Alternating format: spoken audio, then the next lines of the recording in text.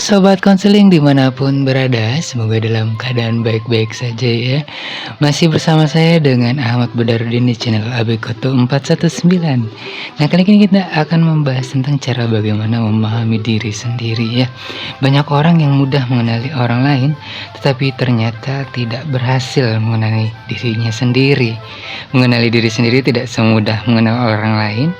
Oleh karena itu siapapun sedemikian mudah menemukan kesalahan orang lain, tetapi tidak gampang melihat kesalahan diri sendiri. Akibatnya banyak orang yang menganggap bahwa orang lain selalu salah, kurang, dan tidak ada benarnya. Begitu pula sebaliknya, dirinya selalu dianggap paling benar. Semakin kita mampu mengenali dirinya, maka akan semakin dalam untuk menyenangi dirinya sendiri. Dengan mengenali diri sendiri, seseorang mengetahui apa yang mesti jadi tujuan hidupnya.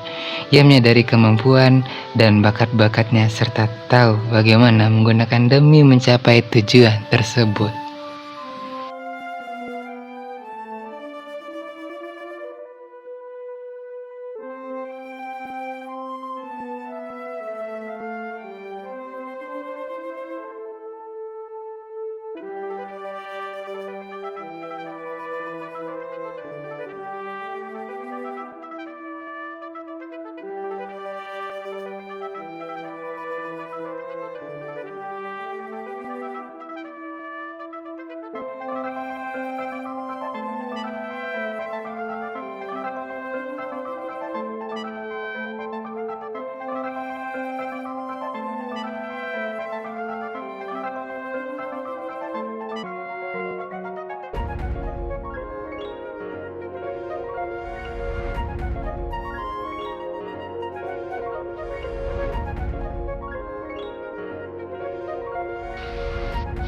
Sobat Konseling Budiman dimanapun berada, Joseph Luft dan Harrington Ingham mengembangkan konsep dasar Johari Windows sebagai perwujudan bagaimana seseorang berhubungan dengan orang lain yang digambarkan sebagai sebuah jendela. Nah, jendela tersebut terdiri matrik 4 sel Sobat Konseling. Masing-masing sel itu menunjukkan daerah self atau daerah diri kita, baik yang terbuka maupun yang disembunyikan. Nah, keempat sel itu ada apa saja? Ya, di keempatnya ada yang pertama daerah publik, daerah buta, daerah tersembunyi, dan daerah yang tidak disadari. Nah, di sini ada yang diketahui orang lain, tidak diketahui oleh orang lain, dan tahu tentang diri sendiri dan tidak tahu tentang diri sendiri ya. Nah, dari sini konsep Johari Windows atau jendela Johari yang menggambarkan pengenalan diri kita. Ada 4 jendela Johari loh. Nah, yang pertama jendela terbuka.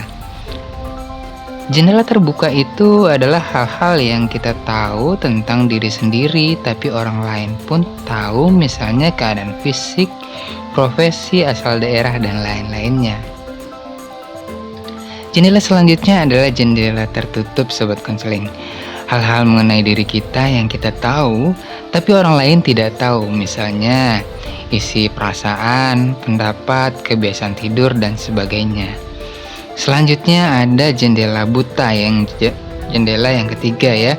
Jendela ini berisi hal-hal yang tidak kita tahu tentang diri sendiri, tapi orang lain tahu, misalnya hal-hal yang bernilai positif dan negatif pada kepribadian kita. Selanjutnya yaitu jendela gelap. Ini jendela yang terakhir ya. Hal-hal yang mengenai diri kita tapi kita sendiri maupun orang lain tidak tahu. Ini adalah wilayah misteri dalam kehidupan ya. Jika kita ingin benar-benar mengetahui siapa diri kita, maka kita harus bisa membuka jendela tersebut selebar mungkin. Karena semakin kita membuka lebar jendela itu, maka kita akan semakin mengerti siapa diri kita. Ada beberapa cara untuk Sobat Konseling agar bisa membuka jendela itu selebar mungkin. Cobalah untuk selalu terbuka kepada orang lain. Jangan menjadi orang yang munafik dengan berlagak diri kita itu perfect. Dengan adanya keterbukaan, maka teman-teman Sobat Konseling pun akan bisa terbuka kepada diri kita. Kemudian bersikaplah apa adanya sobat konseling, karena dengan sikap sobat konseling yang natural tanpa dibuat-buat maka kita akan mulai bisa menjadi diri kita sendiri. Lalu sebaiknya sobat konseling mau menerima saran maupun kritik dari orang lain. Kritikan negatif akan membuat kita semakin baik ya, dengan memperbaiki apa yang sudah dikritik oleh orang lain. Lalu cobalah untuk berteman dengan siapa saja. Jangan hanya pada satu komunitas saja. Selama itu membawa dampak yang positif ya sobat konseling ya. Nah, ini ada dua contoh ya. Ada A dan B. Kira-kira mana yang terbuka karakternya? Yang A atau yang B?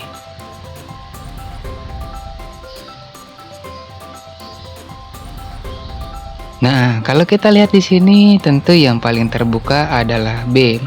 Maka sebaiknya kita menjadi pribadi yang terbuka ya, dilihat dari teori Johari Windows ini.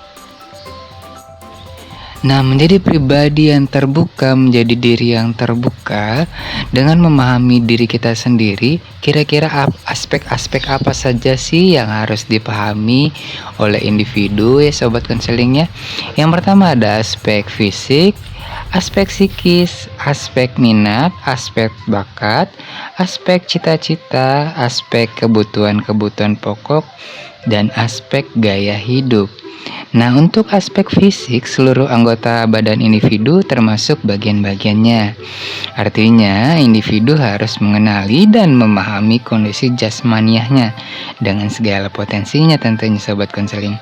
Apakah kondisi jasmani semua sehat?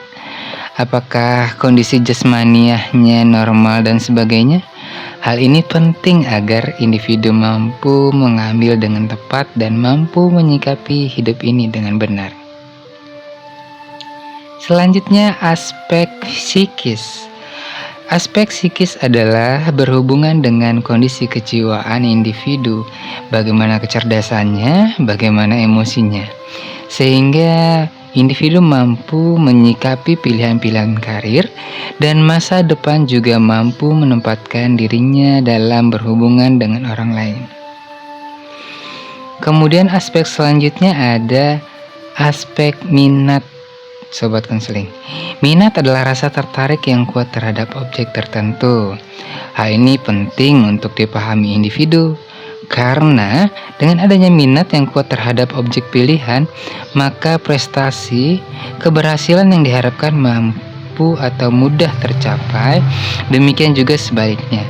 Oleh karena itu, perlu penanaman minat terhadap diri individu, terhadap berbagai objek positif sehingga timbul rasa menyenangi dengan motivasi tinggi.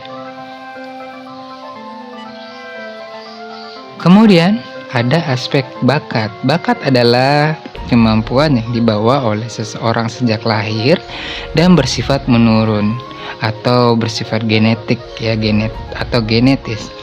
Pentingnya individu memahami bakat ini adalah agar individu mampu mengembangkan dirinya secara optimal. Bakat akan cepat berkembang dengan baik apabila ditunjang dengan sarana dan prasarana. Oleh karena itu, sobat konseling, peran semua masyarakat untuk memberi wadah penyaluran bakat-bakat terpendam positif sehingga memunculkan putra-putri berbakat di tanah air kita. Dan untuk aspek cita-cita, cita-cita adalah gambaran diri yang ada pada diri seseorang. Ada yang menyebut potret diri seseorang. Artinya, apabila individu mengatakan dengan lisan, misalnya cita-cita saya ingin menjadi TNI atau Polri. Individu harus memahami apakah dirinya sudah memiliki potret diri menjadi seorang TNI atau Polri. Sudah tergambarkah secara keseluruhan dalam diri individu kriterianya, syarat-syaratnya, dan sebagainya yang mutlak harus dipenuhi untuk menjadi anggota TNI atau Polri. Hal ini penting loh sobat konseling untuk dipahami dengan cermat gambaran dirinya, sehingga ia benar-benar mampu dan dapat memilih karir sesuai dengan cita-citanya.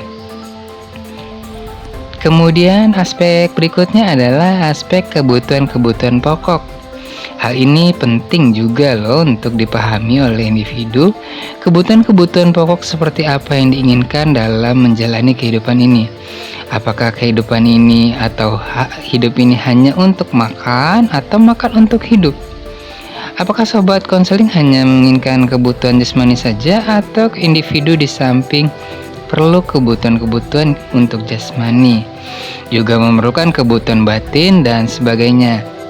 Misalnya makan, minum, keamanan, kasih sayang, rekreasi, aktualisasi diri, sosialisasi, dan sebagainya. Oleh karena itu, sobat konseling, individu perlu menentukan kebutuhan-kebutuhan pokok seperti apa yang diinginkan dalam hidup ini. Dan yang terakhir tentunya adalah aspek gaya hidup. Gaya hidup yang diinginkan oleh masing-masing orang berbeda antara satu dengan yang lainnya. Ada yang ingin bergaya hidup elit, ada yang ingin bergaya hidup biasa-biasa saja, atau bergaya hidup sederhana. Nah, sobat konseling mau pilih gaya hidup yang seperti apa? Oleh karena itu, gaya hidup atau lifestyle ini perlu dipahami dengan benar. Individu hendaknya menyesuaikan dengan kemampuannya, sehingga dalam menyikapi hidup ini tidak diperbudak oleh hawa nafsunya. Keterampilan, kerja keras, pengalaman, dan sebagainya akan mempermudah untuk memutuskan gaya hidup seseorang. Baik sobat konseling dimanapun berada, itulah tadi kita membahas cara bagaimana memahami diri sendiri ya, menjadi pribadi terbuka agar diri kita menjadi lebih bahagia dalam mencapai kehidupan berikutnya, dalam cita-cita ya, di masa depan nanti tentunya ya. Baik, di sini mudah-mudahan dengan materi ini sobat konseling dapat memahami diri sendiri serta memahami perkembangan fisik dan psikis pada awal usia ini ya. Nah, semoga bisa menjadi hidup penuh percaya diri ya. Baik, sampai di sini dulu sobat konseling. Dengan saya Ahmad Badardin, sampai ketemu lagi di channel AB Koto 419. Wassalamualaikum warahmatullahi wabarakatuh.